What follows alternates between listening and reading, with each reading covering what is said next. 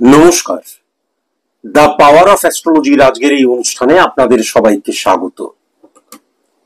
আজ আমি আবার লাইভ অনুষ্ঠানে চলে এসেছি। আজকের এই অনুষ্ঠানটির সূচনাতেই আমি যেটা বলতে চাই তা হচ্ছে, বহুবার বলেছি, আবারও বলছি, অ্যাস্ট্রোলজি, সায়েন্টিফিক অ্যাস্ট্রোলজি, সনাতনী বৈদিক অ্যাস্ট্রোলজি, যেভাবেই আপনি অ্যাস্ট্রোলজিকে দেখুন, অ্যাস্ট্রোলজি একটা সাবজেক্টের নাম। অ্যাস্ট্রোলজি কোনো পুজো আচ্ছার নাম নয়। অ্যাস্ট্রোলজি কোনো ধর্মভিত্তিক ইমপ্লিমেন্টেশনের নাম নয়। ডাক্তারি শাস্ত্র যেমন একটা সাবজেক্ট, সেই সাবজেক্টটা যেমন সকলের জন্য, ওকালতি, শিক্ষকতা, এই সমস্ত কিছুর মধ্যে কখনো ধর্মের প্রভেদ, ধর্মের গণ্ডি কখনোই থাকতে পারে না। আমার সর্বপ্রথম সফলতার জায়গা হচ্ছে, আমার চেম্বারে কিন্তু প্রত্যেক ধর্মের মানুষ আসেন, বিশ্বাসের সাথে আসেন। তারা এসে আমাকে গুরুজ্ঞানে শ্রদ্ধা করেন এবং তারা নিজেদের জীবনটাকে পুরোপুরি সমর্পণ করে দেন কিন্তু আমার কাছে।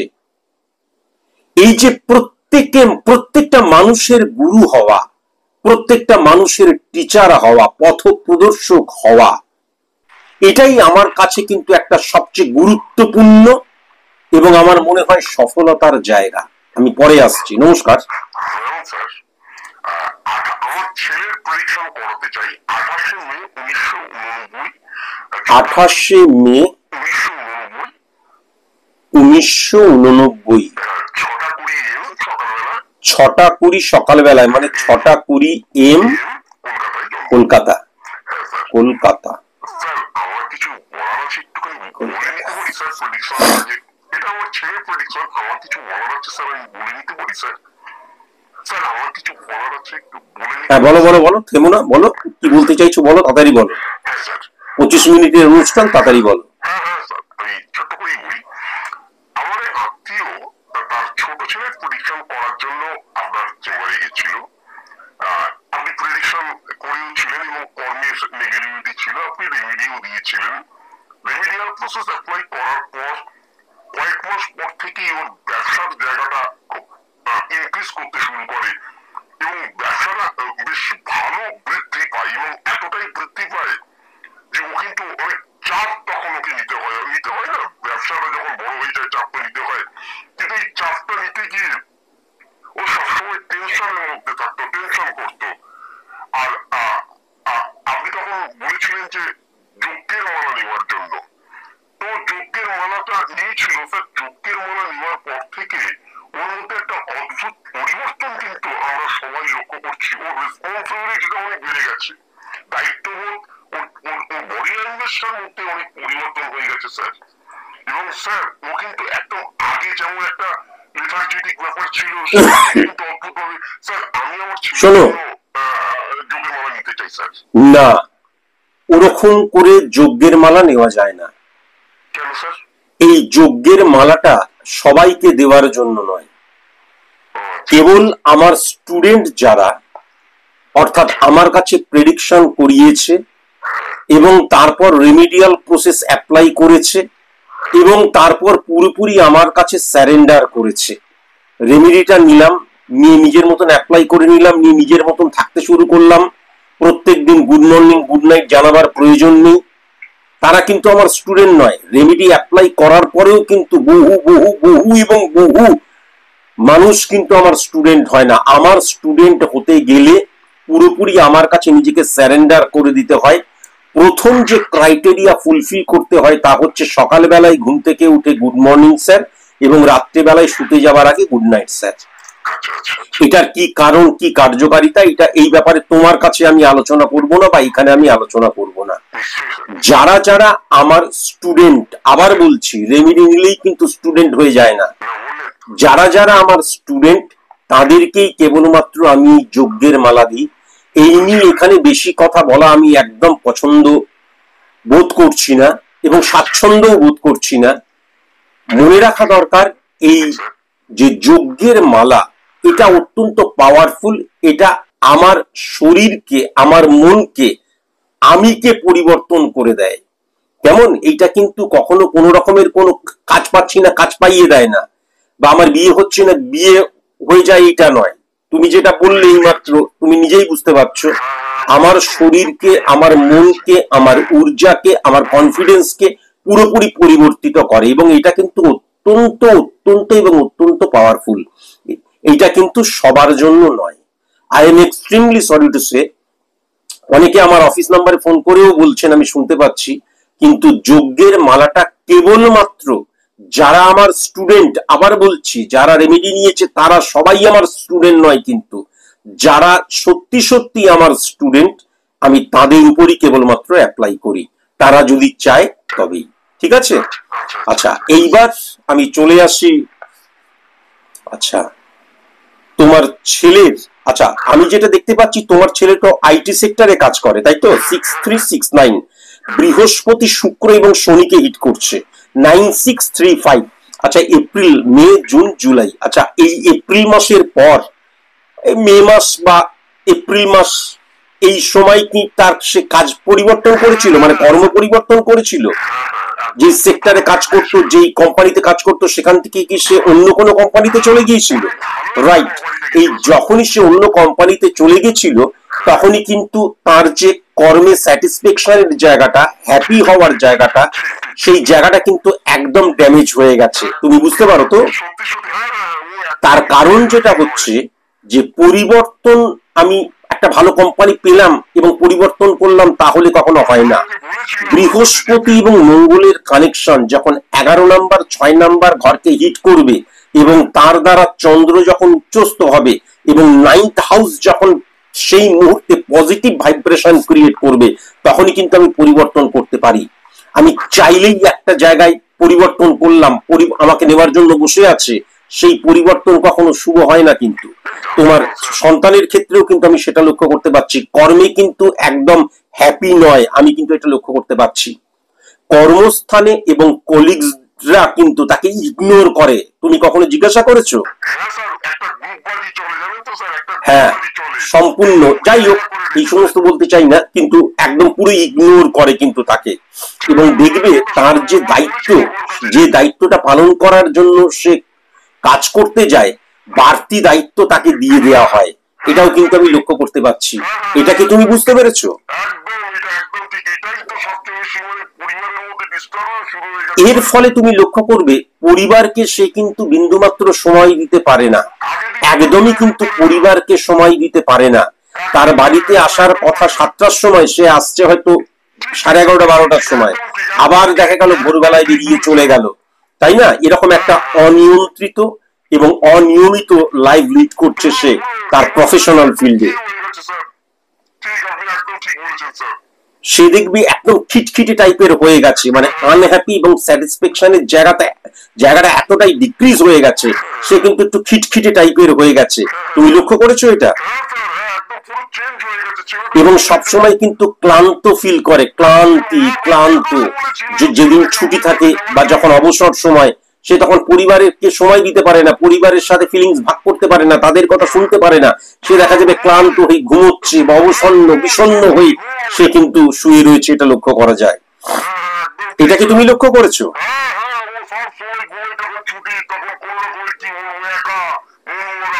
তুমি লক্ষ্য করেছো যে এই সময়টায় স্ত্রীর সাথে কিন্তু একদম বন্ডিং এর অভাব হয়ে গেছে, সারাক্ষণ স্ত্রীর সাথে ঝগড়া ঝাঁটি,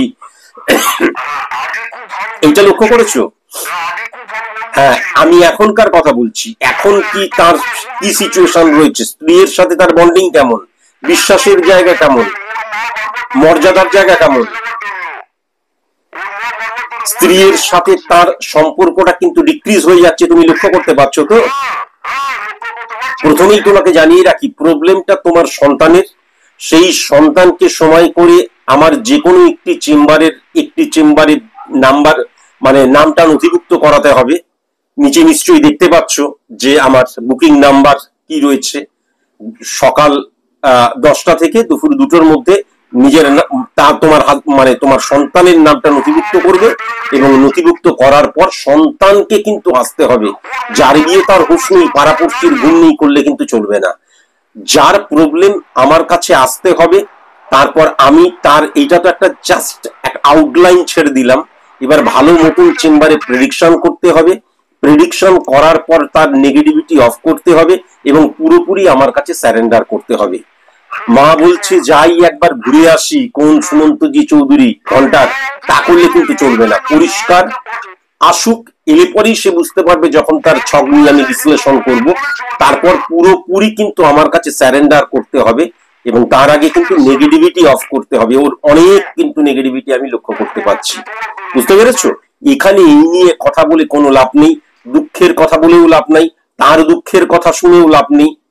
কেননা একজন সাইন্টিফিক অ্যাস্ট্রোলজারের কাজ হচ্ছে নেগেটিভিটিকে ফাইন্ড আউট করা এবং তারপর সেটাকে শর্ট আউট করা, তাই না? আমি আমি কিন্তু কখনো মানে আমি সমাজকে পরিবর্তনের, মানুষকে পরিবর্তনের এই এর দায়িত্ব নিয়ে রেখে নেই, মানে নেই আর কি। এবং সবচেয়ে বড় কথা যে এই যে তুমি তোমার সন্তানের দুঃখের কাহিনীগুলো বলছো, এইগুলো শুনে লাভ নেই, এইগুলোকে রেকটিফাই করা কিন্তু ভীষণ প্রয়োজন বলে আমার মনে হয়, তাই না?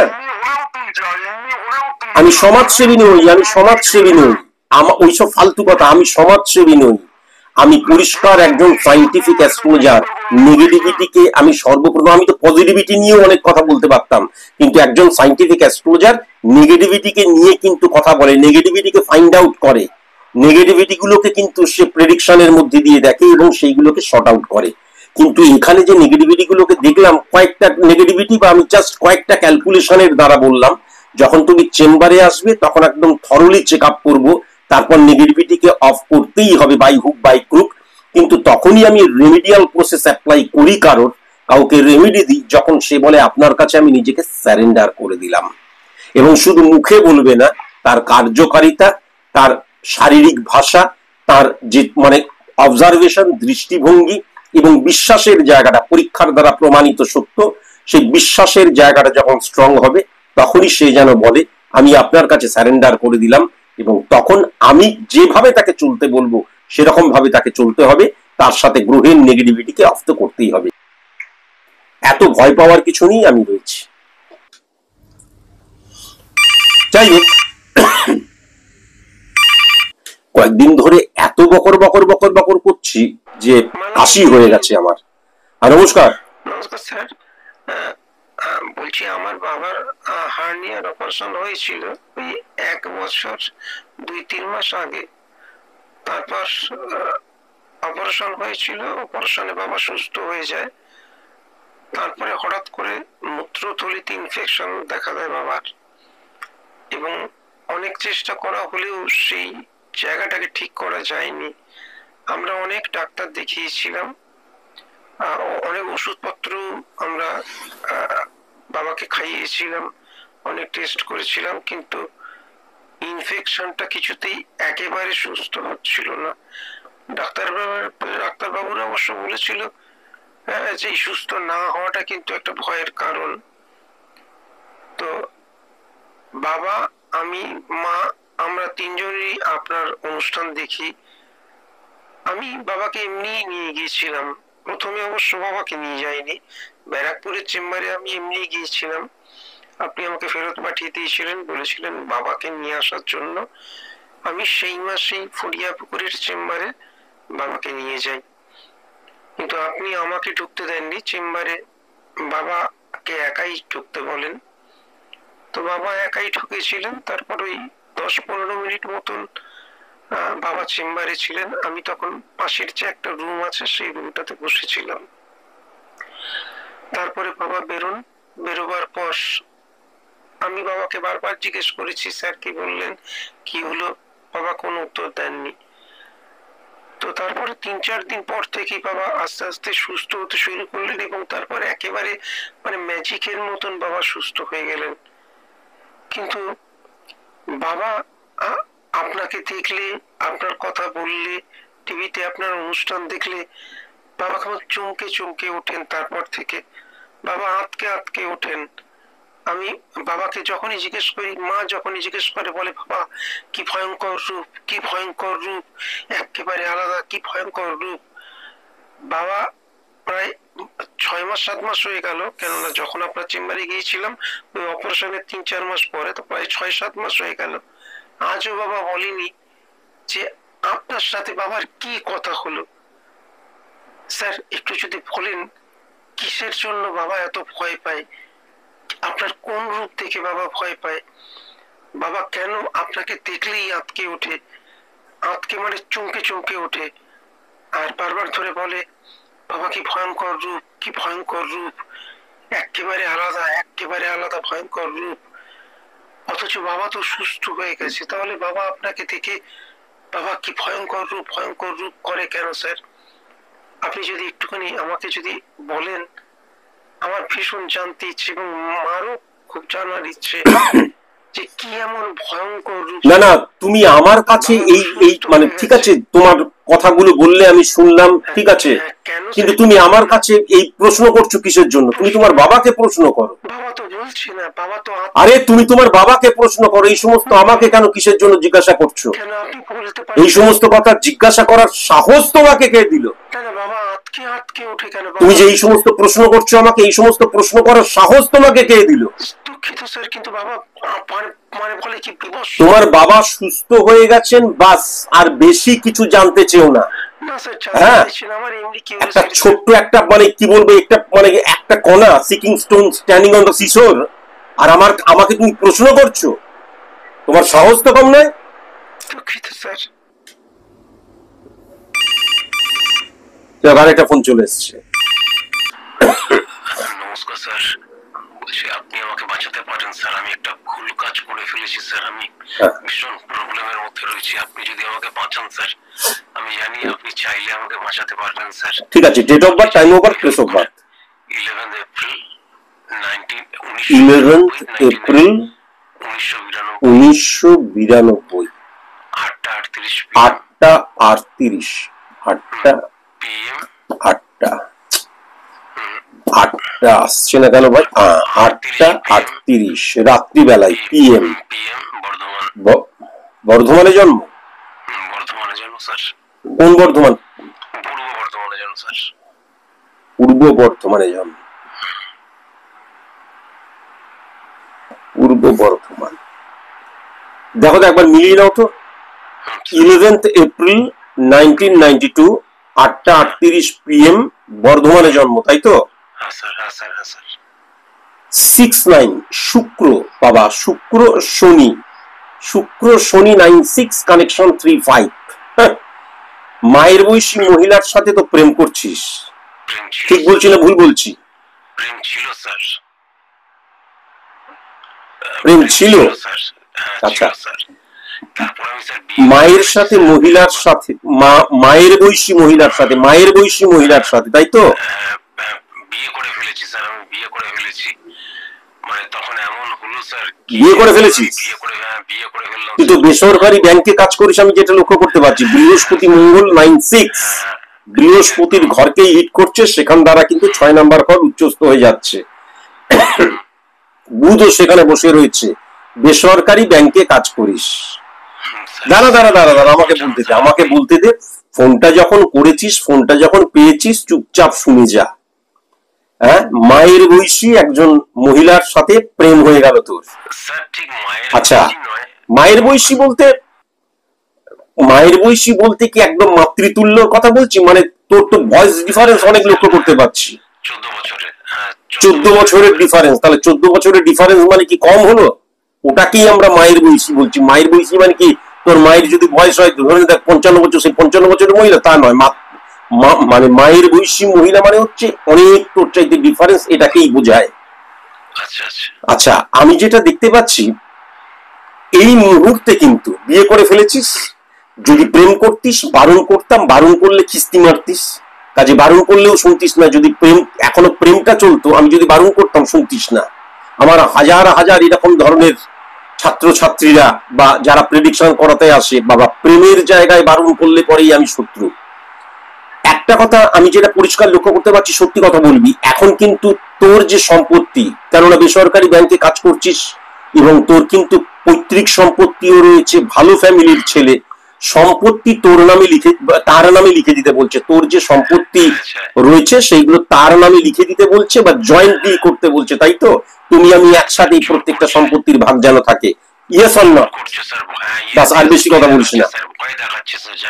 এই ভদ্রমহিলা সন্তান কিন্তু খুব একটা ছোট নয়, তিনি কিন্তু তার সন্তানকে হোস্টেলে রেখে পড়াশোনা করান। আবার বলছি, 5 বছর 7 বছর বয়স নয়, অনেক বড়। কিন্তু এখন যেটা লক্ষ্য করা যাচ্ছে, তিনি বলছেন আমার সন্তানকে আমি আমার কাছে এনে রাখবো। বলছে না, বিবাহের পর থেকেই তো বলতে আরম্ভ করেছে, বোধহয় ওই 5 মাস 6 মাস 7 মাসের পর থেকেই বলতে আরম্ভ করেছিল। আর এখন তো একদম দৃঢ় প্রতিজ্ঞ যে আমি কিন্তু আমার সন্তানকে আমার সাথে এনেই রাখবো। ঠিক আছে, আর বেশি কথা বলিস না, বেশি কথা বলার মতন কোন যোগ্যতা তোর নেই। 699695 বৃহস্পতি মঙ্গল। আচ্ছা একটা কথা বলতো, বাবা মায়ের একমাত্র সন্তান তো তুই তো বাবা মায়ের সাথেই থাকতিস, তারপর বিয়েও করলি, মারাত্মক ডিস্টারবেন্স। বিবাহের পরে মানে বাবা মাকে ছেড়ে তুমি আর আমি আলাদা থাকবো, সেখানে আমাদের সন্তানকে এনেও রাখবো, আমাদের বলতে তার যে সন্তানকে এনে রাখবে বলছে। হ্যাঁ, এটা কিন্তু লক্ষ্য করা যাচ্ছে। এই মহিলাটা তো ডিভোর্সই লক্ষ্য করতে পারছি। আর আলাদা হয়ে গেছে, তার কথা শুনে কি তুই লেজ গুটিয়ে আলাদা হয়ে গেছিস না এখনো আলাদা হসনি? আলাদা হয়ে গেছিস, ভেরি নাইস।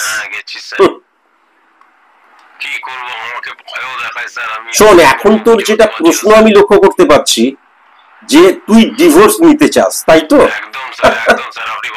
বিয়ের সময় তখন দাঁত হাজা চুলকুনি হয়ে গেল, দাঁত হাজা চুলকুনি এখন এত মাত্রায় বেড়ে গেছে, সোরাইসিসে রূপান্তরিত হয়ে গেছে। এখন কোনো একটা কিছু লাগিয়ে দিন, প্রচন্ড চুল কাটছে, আর পাচ্ছি না, চুলকে চুলকে শেষ হয়ে যাচ্ছি।